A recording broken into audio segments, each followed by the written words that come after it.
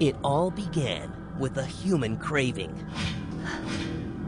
What is this place? Being scared in a controlled environment is a safe way to face death, and then to go home and become boring again. What's going on in this town? It's part of just human nature, to the liking to be scared, knowing that things are going to be okay. It's like going on a roller coaster. But the early attempts were far from frightening. There were a lot of games that, they tried to be scary in the old days and they just couldn't do it. And technology's footsteps slowly started catching up. It's just fun to be a masked guy with a chainsaw and hack some stuff up. I didn't want to play it before I was going to bed because I knew that I'd be lying in bed going, oh God, what was that noise? And the debate continues over the gruesome content. Do I think gore is necessary? Well, having never been bitten by a zombie myself, I don't know how much blood would squirt out of my arm. It's a personal thing. I don't think there's any element that should ever be taboo. Ultimately, designing scary games comes down to one very important thing. The thing that we're going after is real fear. I feel like I'm dreaming. Like you would have experienced in your worst nightmares. More like a nightmare, I'd say.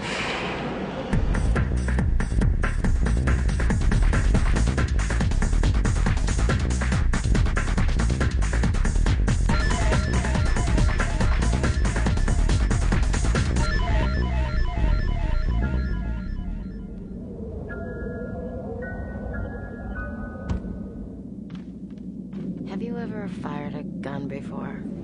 Some psychologists say that when humans are threatened, they experience an increase in strength, power, and even intuition. This is commonly known as an adrenaline rush. And what better place to experience this than sitting face to face with your favorite scary video games? I think people like anything that sort of gets at their emotions. From a basic feeling, I think it's they just like to get scared and have a little bit of a rush. Being scared in a controlled environment is a safe way to face death, and then to go home and become boring again. My dime store psychology degree makes me think that maybe because it makes us feel alive. It's part of just human nature, to the liking to be scared, knowing that things are going to be okay. It's like going on a roller coaster. Creating a video game that actually scares somebody is much more difficult than one may expect. Turn down the lights, lock your door, and look around. Because Haunted House is about to find its way in. That was actually Atari 2600. Holy smokes, that was like the Venture one almost, where they had the little boxes and the little squares. In the early 80s game Haunted House, you as a set of eyes are trapped in a dark maze, hunting for the pieces of a magical urn, all the while trying to avoid a painful death from tarantulas, vampire bats, and even ghosts. Used to be, an environment was literally a square box, in one color. That's not scary. Not quite terrifying. Maybe the only way that you thought you had to die and you had to restart way back in the beginning. That'd probably be the most scariest part in it.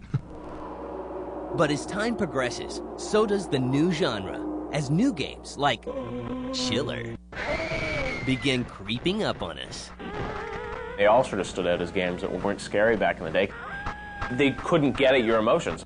I think the original developers' intent for a lot of the titles is just to make the game how they want to make it, and then think of a horror element afterwards. They tried to be scary in the old days and they just couldn't do it. Like the zombie-bashing Splatterhouse. I loved it for its time, but it wasn't because it was scary. It was just fun to be a masked guy with a chainsaw and hack some stuff up, right?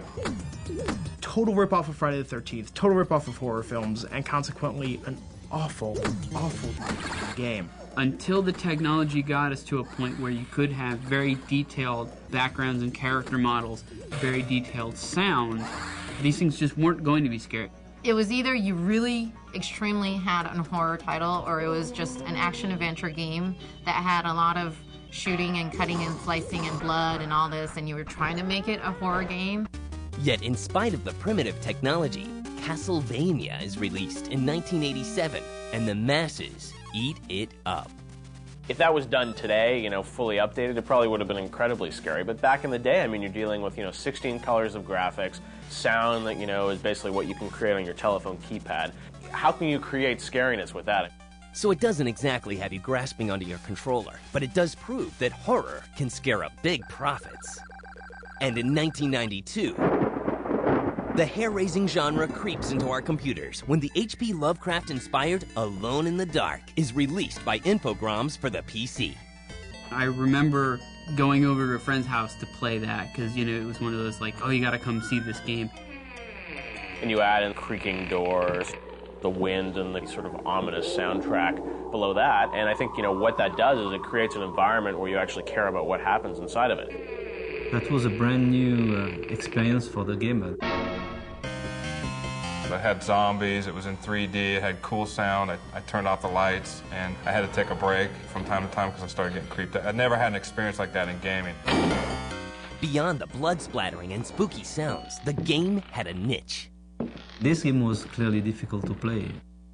The puzzle system that was implemented in the game was real hard. Unless you had like 2 or 3 hours to really sit down and play it, you weren't going to get very far. It wasn't the kind of thing like, hey, dude, come play this game, and, it just didn't work that way. And the so-called adrenaline rush comes knocking on our doors.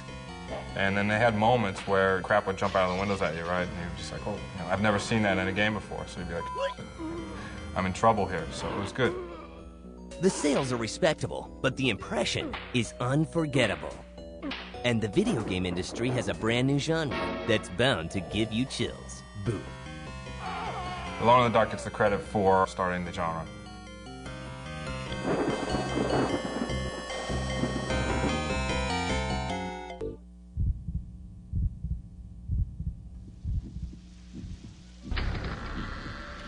By the early 1990s, the horror genre is slowly making an impact, and gamers across the world are beginning to get spooked.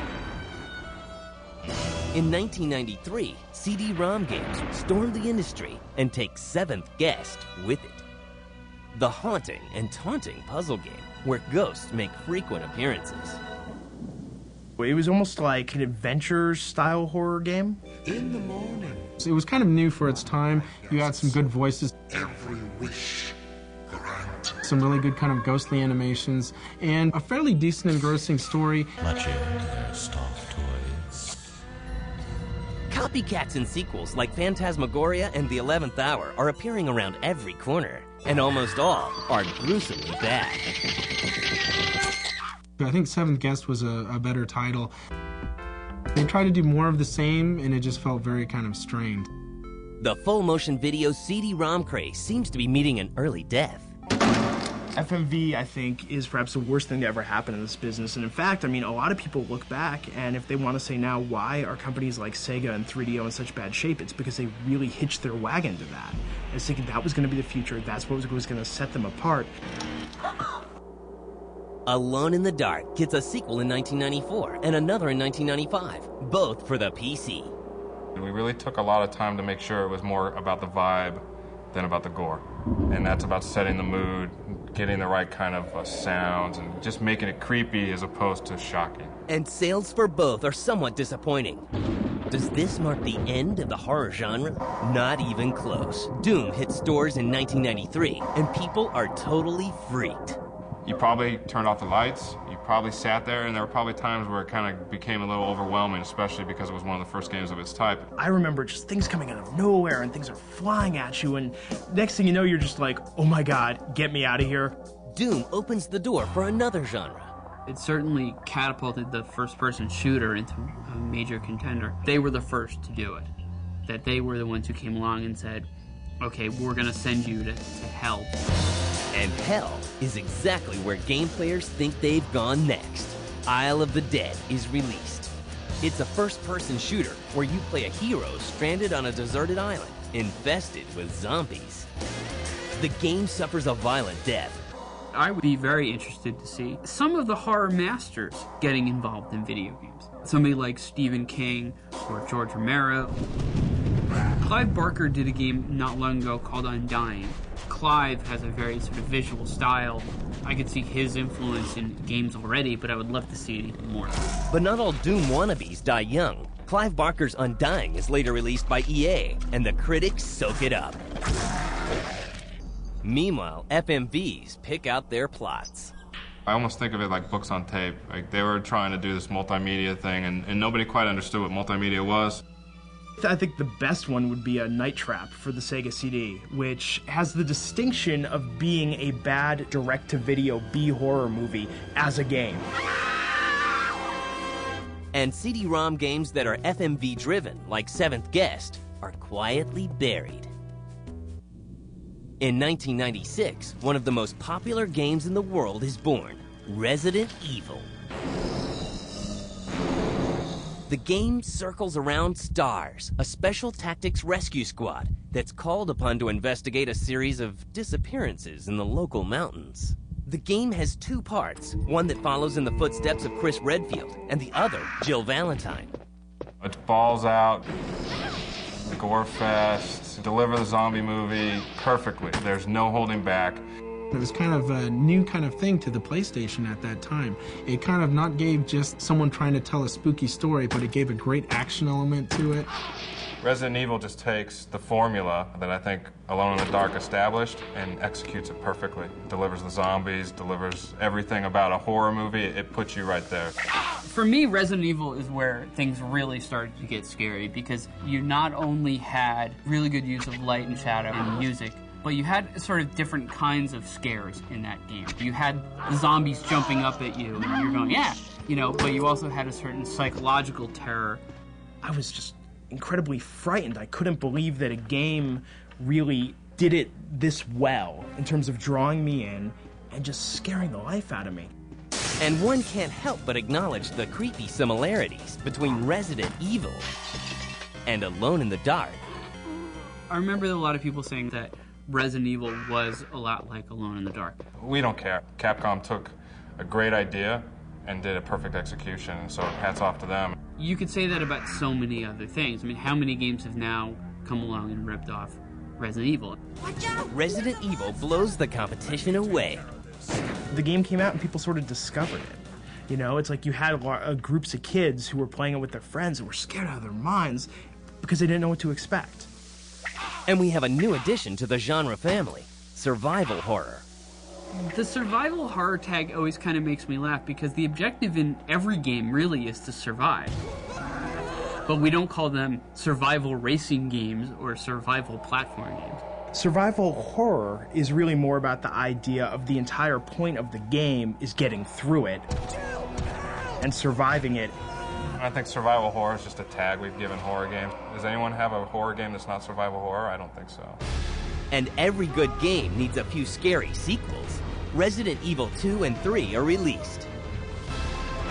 Konami seizes the day and catches a lift from survival horror. Everyone was like, oh my god, Silent Hill, such a scary game. I played this and just, I practically wet myself. You know, I was so afraid. The atmosphere and sound resembled that of a great horror flick, with faint fog, following footsteps, and death-like nurses that send shivers down your spine.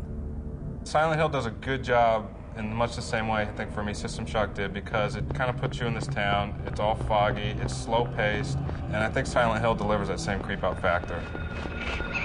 That's what spooks me, is when you actually see these monsters and, you know, they look so lifelike, they're actually sort of swiping at you at the screen. It's the overall ambience of the game. The music, the sound, environment, all the key ingredients are here to make you really frightened. There's a definite gore factor, but it's not quite the head lopping off, arm lopping off, blow my head off festival that Resident Evil can be. And more carbon copies are released, like 1994's D and 1997's Clock Tower. They had a good idea and a good concept.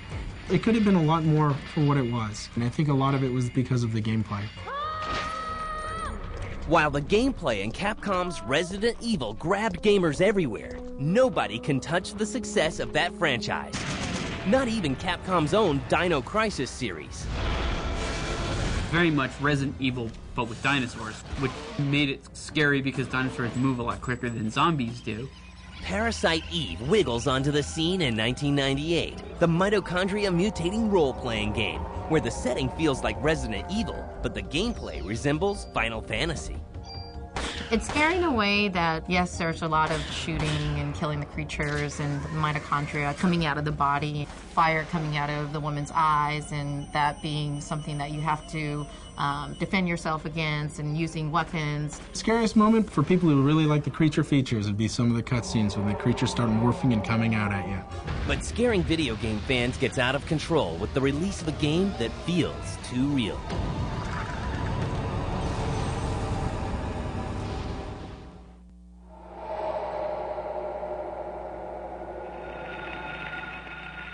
By the late 1990s, game makers seem to have found the formula for scaring people.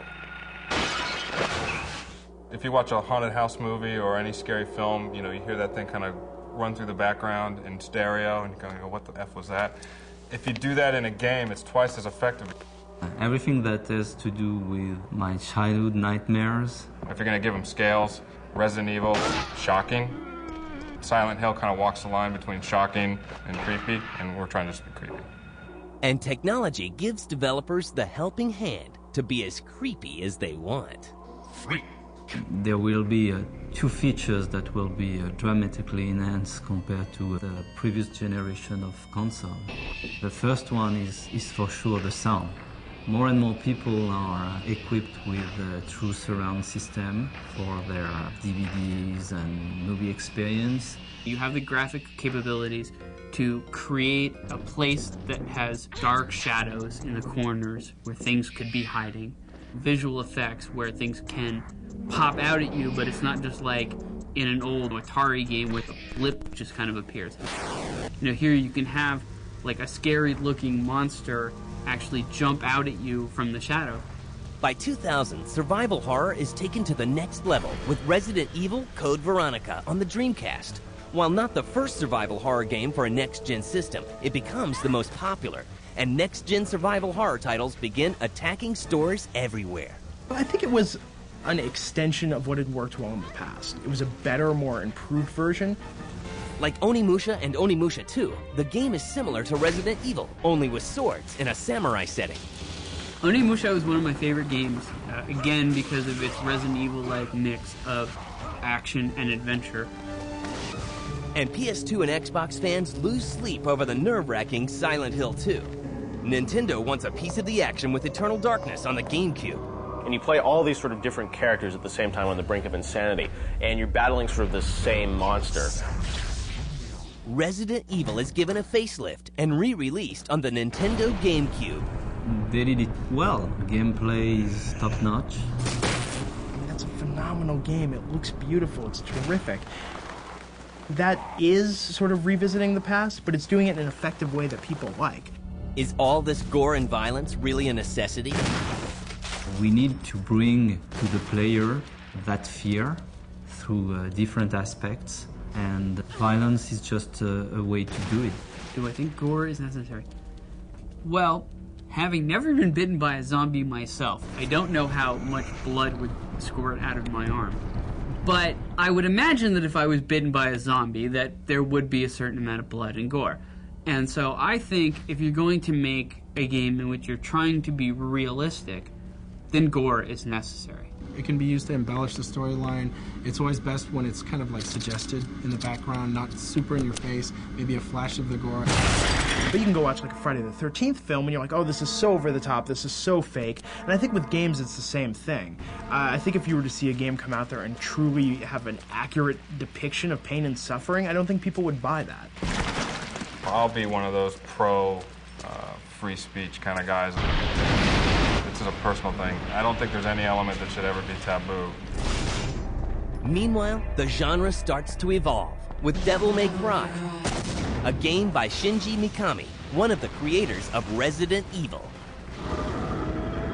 The Thing is released in 2002 and proves that video games can instill fear just like horror films. Well, they wanted to do a horror action game that had a little bit different twist to it. So they took my film and they started it right when the movie ended. I think it's a great game. The environment that you're playing in and the backgrounds are just incredibly rendered. They really do look like the movie, and it's amazing to me. Oh, it's a hard game. It's not an easy. It's not for wimps. Man, we're gonna die. And the future looks spooky as ever with Silent Hill 3, Onimusha 3, Resident Evil 0, Doom 3, and Devil May Cry 2, all slated to be released in 2003. And across the globe in Japan, one of their scary entries is picking up traction in the US, Fatal Frame. You know, you felt like you're actually in someone's, Japanese mansion. One of the best compliments that I can give that game is that after playing it a couple times, I didn't want to play it late at night. I didn't want to play it before I was going to bed because I knew that I'd be lying in bed going, oh God, what was that noise? When I was playing the game and I was in a completely silent area, I kept hearing this weird humming noise. I thought, what is that? So I turned up the volume as far as I could, and you could actually hear all these voices arguing in the background. Little details like that I really enjoy. And don't worry, there are plenty more disturbing horror games waiting for you just around the corner. A lot of people complain now that the survival horror genre has been so run into the ground because you see all these Resident Evil ripoffs and it's just the same thing. But look in movies, though. It's every couple of years someone finds a way to do it differently. Someone finds a new approach. Survival horror has been done by movies for, say, 50 years. So they went really far into what you could do with that genre. In video games, we need to still find the right way to put that into an interactive experience. People like anything that sort of gets at their emotions. As games sort of try and turn into a real art form, I think one of the things these games really have to do is they have to toy with your emotions. If you've enjoyed the Parasite Eve series, you're going to really like what we have coming up in the next year. Technology is still improving to this day, but I think definitely, games like Resident Evil and Silent Hill are showing that it's possible to really spook people inside the game environment. Here's what I'll tell you, and this PR might kill me, but it's still kind of ambiguous. Alone in the Dark isn't dead, but it's going to be overhauled, and you won't believe what we're going to do. The thing that we're going after is real fear, like you would have experienced in your worst nightmares.